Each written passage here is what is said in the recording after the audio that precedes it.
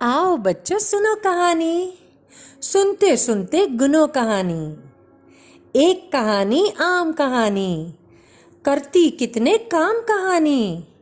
कभी हंसाती कभी रुलाती, मिलती है बिन दाम कहानी। आओ बच्चों सुनो कहानी। हेलो, मेरा नाम मुस्कान मीणा है। मैं श्योपुर ज़िले की रहने वाली हूँ और मैं आपको एक कहानी सुनाने जा रही हूँ और उस कहानी का नाम है मीठी बांसुरी।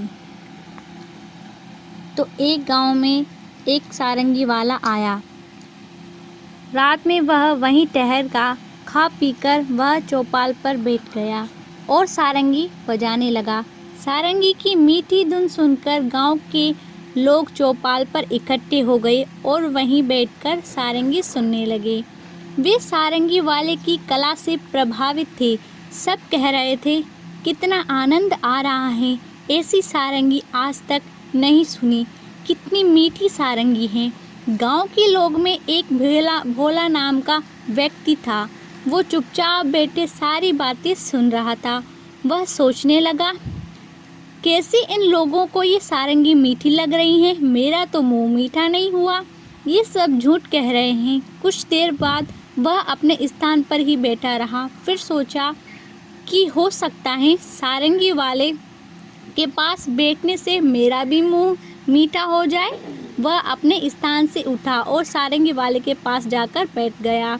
गांव के लोग रात के 3-4 बजे तक सारंगी सुनते रहे। जब सारंगी वाले ने सारंगी बजाना बंद किया तो वे बोले, आपकी सारंगी बहुत ही मीठी है, हम इसका आनंद और लेना चाहते हैं। आप हमारे गांव में कुछ दिन और ठहरिए।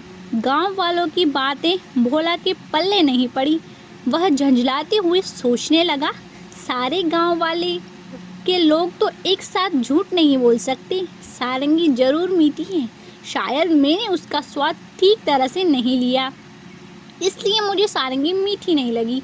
रात ज़्यादा हो गई थी, इसलिए गांव के लोग घर ना जाकर चौपाल पर ही सो गए। सारंगी वाला भी थक गया था। सारंगी पर खोली चढ़ाकर उसने उसे अपने सिरहाने रख लिया और गहरी नींद में सो गया। इधर भोले को अब तक चैन न आया। वह अब तक मीठी सारंगी के बारे में सोच रहा था।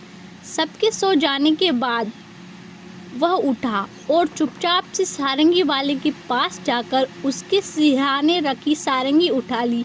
धीरे धीरे उसने सारंगी का खोल हटाया और उसका स्वाद लेने के लिए उसे जीभ से चाट कर देखा।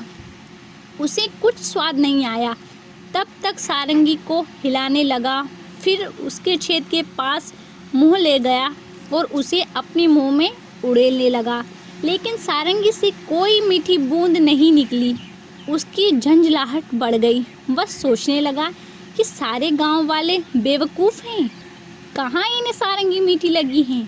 वह सारंगी लेकर गांव के बाहर चला गया और उसे वहां फेंककर चौपाल पर वापस आ गया। वह मन ही मन सबकी बेवकूफ़ी पर हंस रहा था। कुछ देर बाद उसे नींद आ गई और वह सो गया। सुबह हुई और गांव वाले जाग गए। सारंगी वाला भी जाग गया। उसने अपने सिरहाने पर देखा तो सारंगी नहीं दिखी। वह परेशान हो गया। उसने गांव वालों को यह बात बताई तो सब दुखी हुए।